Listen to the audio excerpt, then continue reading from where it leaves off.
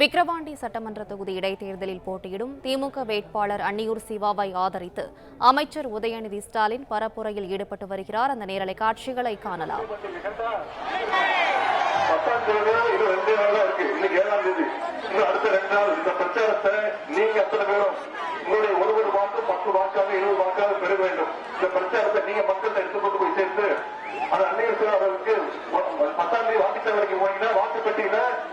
முதல் பேரு திரு அன்னியூர் சிவாவோட பேரு பக்கத்துல உதவி பேரு சின்னம் இருக்கும். அந்த சின்னத்தில் நீங்க வாக்களிச்சு 13ஆம் தேதி வாக்கு எண்ணிக்கையின் பொழுதும் முதல் இடத்துல வந்து நிக்கணும்.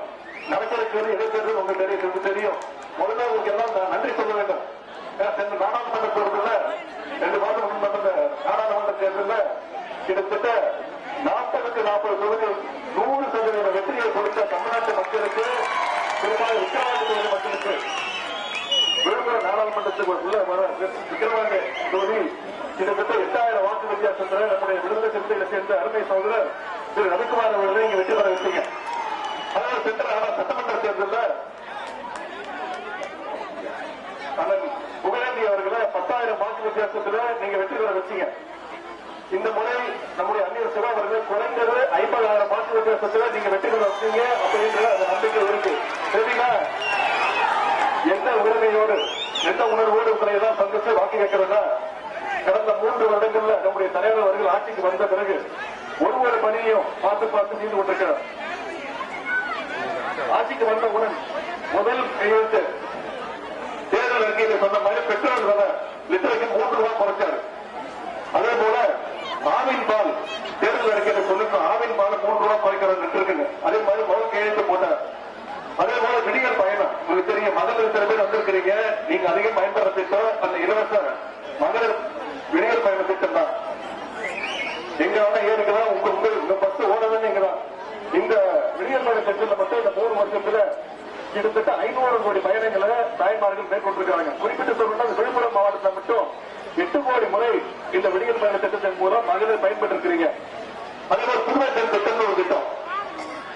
குழந்தைங்க மாணவிகள் அரசு பள்ளியில படிச்சு எந்த கல்லூரிக்கு போய் படிக்க போனாலும் அவங்களுக்கு கல்வி ஊக்கத்தொகையாக மாதம் 1000 ரூபாய் வழங்கப்படுது.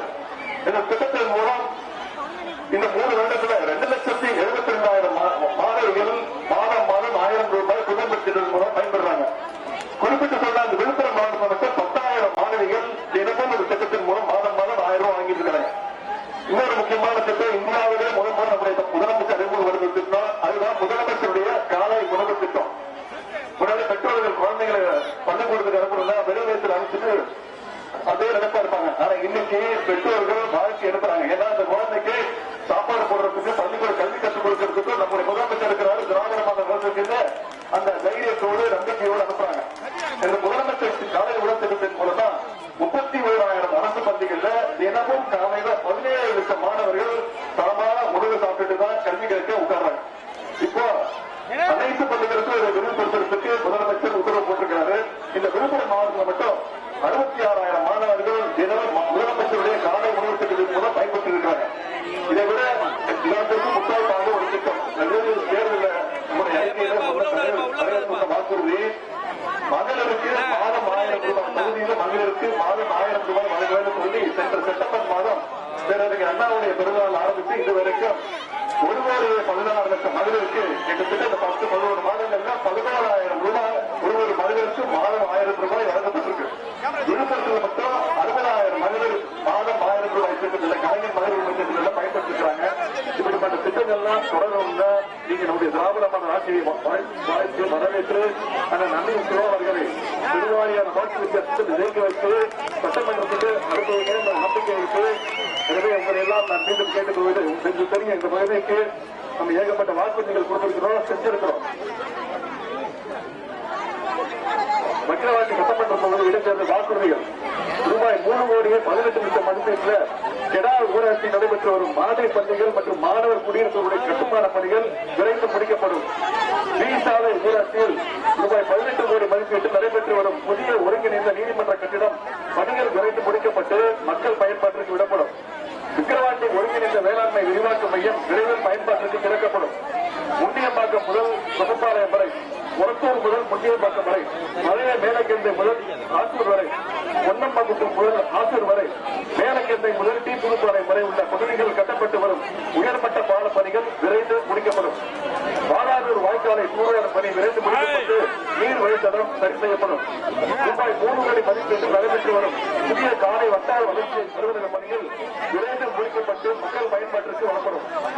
முண்டியம்பாக்கம் அரசு மருத்துவமனை அருகே தேசிய நெடுஞ்சாலையில் ரூபாய் 62 கோடி மதிப்பீட்டில் கட்டப்பட்டு வரும் உயர்மட்ட மேம்பால பணிகள் விரைந்து முடிக்கப்படும்.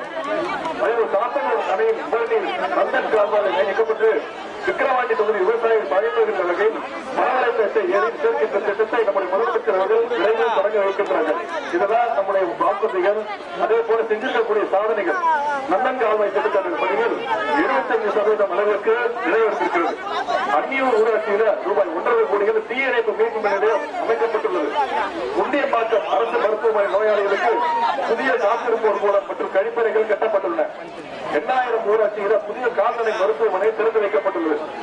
8000 ஊராட்சியில அனைத்து வசதிகளுடன் இருளர் குடியிருப்பு திறந்து வைக்கப்பட்டுள்ளது.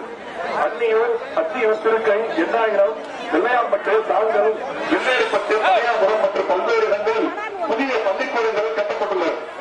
8000 ஊராட்சியில வேளாண்மை தலைமையை கிடங்கு திறந்து வைக்கப்பட்டுள்ளது. மாம்பழப்பட்டு முதல் பல்லிகைப்பட்டு வரை, அகரம் சித்தாம்பூர் முதல் காரைக்குப்பம் வரை, காங்கேயூர் முதல் பள்ளியம்பூர் வரை உள்ள பகுதிகளில் உயர்மட்ட மேம்பாலங்கள் கட்டப்பட்டுள்ளன. வீடூரிலிருந்து குழாயின் மூலமாக விக்கிரவாண்டி பேரூராட்சிக்கு குடிநீர் வசதி செய்து தரப்பட்டுள்ளது. விக்கிரவாண்டி பேரூராட்சியில் புதிய 5 லட்சம் லிட்டர் கொள்ளளவு கொண்ட மேல்நிலை நீர்த்தேக்க தொட்டி கட்டப்பட்டுள்ளது. விக்கிரவாண்டி பேரூராட்சியில் 1.5 கிலோமீட்டருக்கு புதிய வடிகால் வசதி தரப்பட்டுள்ளது. ரூபாய் 6 கோடி மதிப்பீட்டில் புதிய வீடூர் அணைக்கட்டு அமைக்கப்பட்டுள்ளது. விக்கிரவாண்டி மக்கள் பயன்பெறும் வகையில் புதிய உழவர் சந்தை திட்டம் அமைக்கப்பட்டுள்ளது. உங்களுடைய நீண்டநாள் கோரிக்கையான நல்லாப்பாளையம் ஊராட்சியில் மூங்கில்பட்டு ஓடை பாலம் 36 லட்சம் ரூபாய் மதிப்பீட்டில் கட்டி முடிக்கப்பட்டுள்ளது. விக்கிரவாண்டி பேரூராட்சி விக்ரேஸ்வர நகரில் ரூபாய் 45 லட்சம் மதிப்பீட்டில் புதிய பூங்கா அமைக்கப்பட்டுள்ளது. இப்படி பல்வேறு புதிய மின்மயானம் விக்கிரவாண்டி பேரூராட்சியில் அமைக்கப்பட்டுள்ளது. விக்கிரவாண்டி பேரூராட்சிக்கு உட்பட்ட தேசிய நெடுஞ்சாலையில் பேருந்து நிறுத்தம் அமைக்க அனுமதி அளிக்கப்பட்டுள்ளது. இதெல்லாம் நம்முடைய அரசு அமைந்து இந்த விக்கிரவாண்டி சட்டமன்ற தொகுதிக்கு செய்திருக்கக்கூடிய சில சாதனைகள் மட்டும் இங்க எடுத்துக் கூறியிருக்கிறேன். இந்த சாதனைகள் தான் தொடரணும்னா நம்முடைய திராவிட மாடல் ஆட்சிக்கு நீங்கள் கூடுதல் பலம், கூடுதல் பாராட்டு தெரிவிக்கிறீங்கன்னா வருகின்ற இடைத்தேர்தலில் நம்முடைய விக்கிரவாண்டி தொகுதியுடைய சட்டமன்ற வேட்பாளர் அந்த அந்நியூர் சிவாவர்களுக்கு உடனேஸ்வரி திமுக வாக்களித்து கிட்டத்தட்ட குறைந்தது 50,000 வாக்கு வித்தியாசத்துல நீங்கள் வெற்றி பெற வைப்பீங்க அப்படின்னு நம்பிக்கையோடு நீங்கள் வந்திருக்கக்கூடிய இந்த வரவேற்புக்கு மீண்டும் நன்றி கூறி அவரையெல்லாம் அன்போடு கேட்கிறேன், பண்போடு கேட்கிறேன், பாசத்தோடு கேட்கிறேன்.